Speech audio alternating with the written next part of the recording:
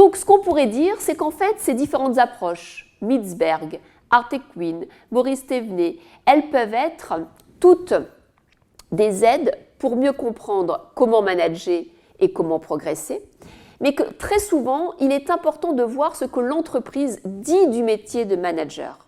Et là, je vous invite à regarder les référentiels entreprises sur cette fonction. Quand vous rentrez dans un poste de manager, regardez dans le ROM, le référentiel officiel de la NPE, ce qu'il est dit sur les compétences à avoir quand on est manager, et sur le référentiel de l'entreprise, parce que vous comprendrez, vous pourrez décoder toutes les subtilités de la façon dont l'entreprise voit ce rôle de manager. Donc là, vous avez un exemple de référentiel qui reprend quelques compétences à effectuer. Un manager, c'est quelqu'un qui va définir les fonctions, les compétences des collaborateurs. Cela veut dire qu'il va aller du recrutement jusqu'à l'attribution des responsabilités des tâches, leur évaluation et ensuite leur reconnaissance. Le manager est celui qui va faire passer les entretiens annuels, mais aussi des entretiens de performance ou de compétences. Il a un rôle important au sujet de la formation. C'est lui qui peut attribuer des formations obligatoires ou facultatives et en même temps former in situ, en situation de travail, le collaborateur. Le manager est là, comme on l'a vu dans le point de vue de Mitzberg, pour diffuser l'information, la répandre et la filtrer, mais il a surtout, en fonction de sa personnalité et bien sûr des circonstances, un rôle de délégation. Qu'est-ce qu'il supervise? Qu'est-ce qu'il fait faire?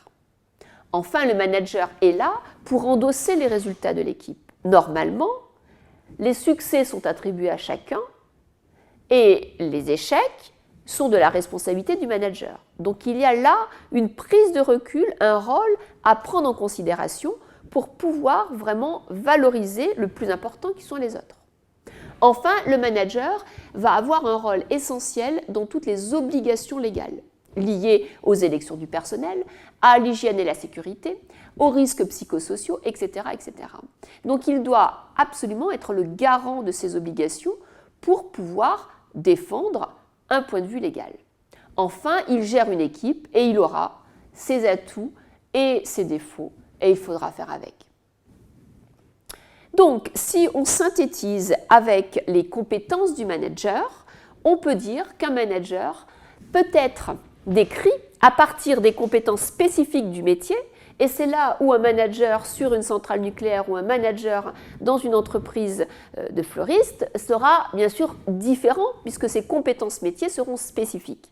Ensuite, il aura toujours des obligations financières à endosser avec du reporting, avec en même temps des connaissances de comptabilité, d'analyse et des compétences en même temps de compréhension des ratios à pouvoir utiliser et exercer.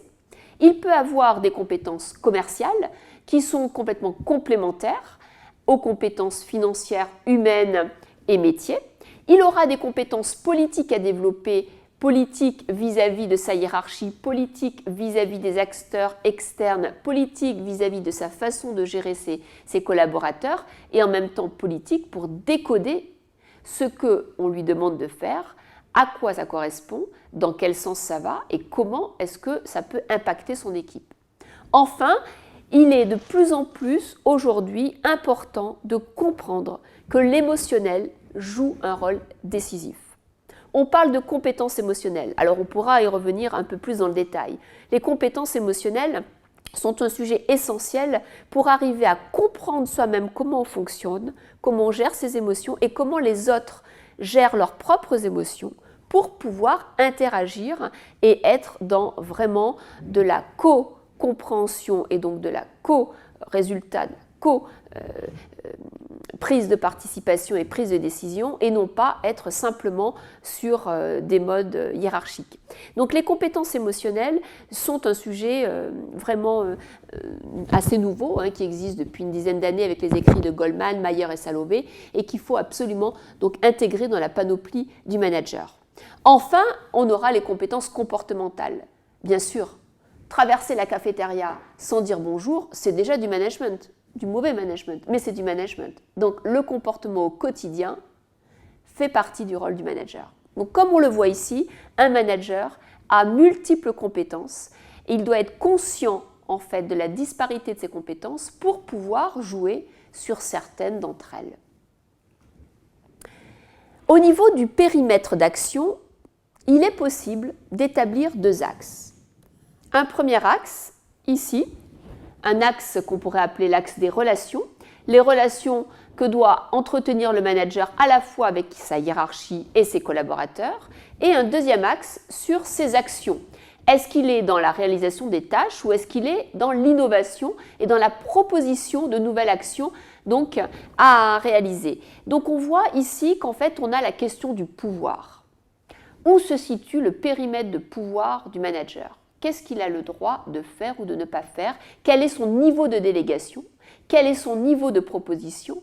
Et quelle est quelque part la part de ce qu'il va traduire de ses collaborateurs vers la hiérarchie, l'organisation et le collectif, et la part de ce qu'il descend et ce qu'il dit ou ne dit pas de l'entreprise, la hiérarchie, vers ses collaborateurs. Donc, par rapport à ces deux axes, on a différentes postures qui peuvent aider le manager à se situer. Pour conclure, que peut-on retenir de cette session? La première idée, c'est que être manager, c'est accessible à tout le monde. Et quelque part, on peut être manager dans des situations ponctuelles ou dans un métier. Ce qui est important, c'est de savoir qu'en fait, on peut toujours apprendre à améliorer ses pratiques et qu'il est important d'avoir du feedback et de ses collaborateurs, et de sa hiérarchie, et de ses collègues. Car quelque part, on a toujours à progresser. La deuxième conviction, c'est qu'un manager est quelqu'un qui doit être dans une posture ouverte, en essayant de toujours comprendre qu'il y a des points de vue culturels différents. Donc on peut avoir des personnes qui viennent d'horizons internationaux différents. Il y a des personnes que l'on peut manager mais que l'on ne verra jamais physiquement et on aura un management virtuel. Et là, eh bien, il faudra aussi exercer les mêmes objectifs, les objectifs de résultat, de contrôle, les objectifs d'adhésion. Et qu'en fait, toutes ces facettes du management d'aujourd'hui, qui sont à la fois des personnes qui sont de générations différentes, avec des objectifs différents, de cultures différentes et également de métiers différents, font qu'en fait, c'est un métier extraordinaire, unique et qu'il faut sans cesse perfectionner pour toujours aller plus loin dans la propre connaissance de soi-même. À bientôt pour une première et prochaine session.